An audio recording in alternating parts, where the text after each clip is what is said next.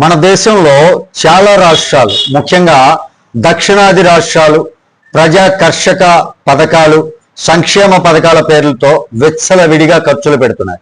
ఆదాయాన్ని మించి ఖర్చులు పెడుతున్నాయి. ఆదాయం లేకపోయినా అప్పులు చేసి మరీ పంచి పెడుతున్నాయి. ఇది వినడానికి బాగానే ఉంటుంది, కానీ దీని అసలు ఫలితం ఏంటి? అభివృద్ధి పనులకు నిధుల కొరత ఏర్పడుతుంది, రోడ్లు ఆగిపోతాయి, ప్రాజెక్టులు నిలిచిపోతాయి, ఉద్యోగాలు రావు, పరిశ్రమలు రావు, భవిష్యత్ అనేది నిలిచిపోతుంది. ఇప్పుడు ఆర్థిక ఒత్తిడితో కొన్ని రాష్ట్రాలు రియాలిటీకి వచ్చాయి.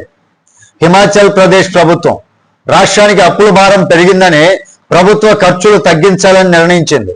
ముఖ్యమంత్రి, మంత్రులు, ఎమ్మెల్యేలు, ఉన్నతాధికారుల జీతాల్లో 20% నుంచి 50% వరకు కోత విధించాలని నిర్ణయించింది. ఎందుకు అంటే ఆ రాష్ట్ర ఆదాయంలో 76% ఉద్యోగుల జీతాలు, పెన్షన్లు, అప్పుల వడ్డీలకే పోతుంది. అంటే ₹1 వస్తే 76 పైసలు అక్కడికే వెళ్ళిపోతున్నాయి. అభివృద్ధికి ఎంత మిగులుతుంది? చాలా తక్కువ మిగులుతుంది. 2026-27 నాటికి అప్పులు 1,12,000 కోట్లకు చేరొచ్చు అనేది అంచనా.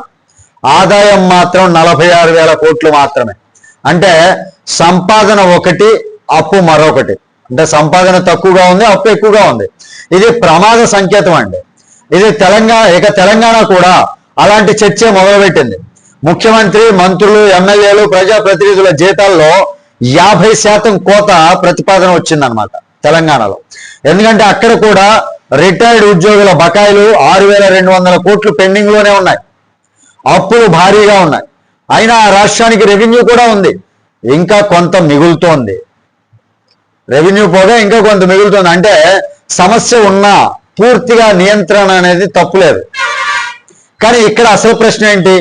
మరి ఆంధ్రప్రదేశ్కు ఉన్నటువంటి పరిస్థితి ఏంటి?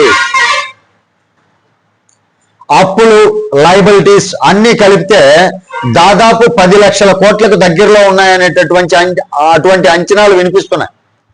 లయబిలిటీస్ అంటే ఉద్యోగులకు ఇవ్వాల్సినటువంటి డబ్బులు, కాంట్రాక్టర్ల బకాయిలు, జీపీఎఫ్ నిధులు, చెల్లించాల్సినటువంటి బకాయిలు, ఇవన్నీ కూడా అప్పులే. రాష్ట్రానికి వచ్చేటటువంటి ఆదాయంలో పెద్ద భాగం ఉద్యోగుల జీతాలు, పెన్షన్లు, వడ్డీలకే వెళ్తే అభివృద్ధికి మిగిలేది ఎంత? దాదాపుగా మళ్ళీ అప్పే. ఇది చాలా ప్రమాదకరమైనటువంటి పరిస్థితి అన్నమాట. ఎందుకంటే సంక్షేమ పథకాలు కొనసాగాలి, జీతాలు ఇవ్వాలి, అప్పులు తీర్చాలి. మరి కొత్త రోడ్లు, పరిశ్రమలకు పెట్టాల్సినటువంటి పెట్టుబడులు, సాగునీరు, ఉద్యోగాలు అవన్నీ ఎలా వస్తాయి? మళ్ళీ అప్పు తీసుకొని. ఇది కుటుంబ స్థాయిలో చూసినా అదే. సంపాదన అంతా ఈఎంఐలకు, అప్పులకు, ఖర్చులకు పోతే ఇల్లు ఎలా ఎదుగుతుంది? రాష్ట్రం కూడా అలాగే. ఇంకో పెద్ద ప్రశ్న ఏంటంటే, ఈ కష్టకాలంలో కూడా ప్రభుత్వ ఖర్చులు తగ్గుతున్నాయా అంటే లేదు అని చెప్పొచ్చు.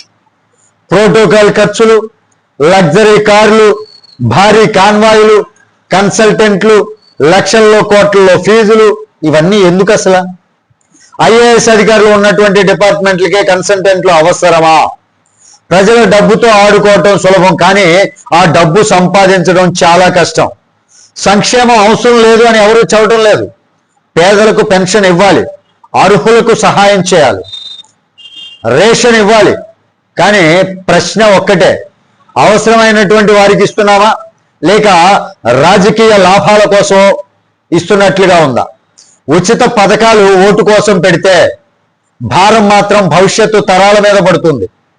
ఇప్పుడు మరో విషయం ఏంటంటే, గోదావరి పుష్కరాలకు 5,000 కోట్లు ఖర్చు చేస్తామనేటటువంటి చర్చలు వినిపిస్తున్నాయి. భక్తి, సంస్కృతి, సాంప్రదాయం గొప్పవే కాదంటలా, కానీ అదే డబ్బుతో ఒక పెద్ద సాగునీటి ప్రాజెక్టు పూర్తి చేయవచ్చు, లక్షల ఎకరాలకు నీళ్లు ఇవ్వచ్చు, వ్యవసాయం పెరుగుతోంది, ఉద్యోగాలు వస్తాయి.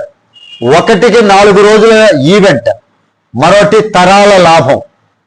ప్రజలు కూడా ఇప్పుడు అడగాల్సినటువంటి ప్రశ్న ఇదే. ప్రదర్శన ఖర్చులు అంత అవసరమా, లేక ఉత్పాదక పెట్టుబడులు కావాలా? ఇప్పుడు ఆంధ్రప్రదేశ్ కూడా హిమాచల్, తెలంగాణలో కొన్ని కఠిన నిర్ణయాలు తీసుకోవాలి, తప్పదు. మంత్రులు, ఎమ్మెల్యేలు, ఉన్నతాధికారుల ఖర్చులు తగ్గించాలి, లగ్జరీలు తగ్గించాలి, వృధా ఖర్చులు ఆపాలి, సంక్షేమాన్ని లక్ష్యబద్ధంగా అమలు చేయాలి. ఆదాయం పెంచేటటువంటి ప్రాజెక్టులపై పెట్టుబడులు పెట్టాలి. లేకపోతే ఆదాయానికి మించి అప్పులు చేసే కుటుంబాలు ఎలా దివాళా తీస్తాయో ప్రభుత్వాలు కూడా అదే దారిలో వెళ్ళేటటువంటి ప్రమాదం ఉంది.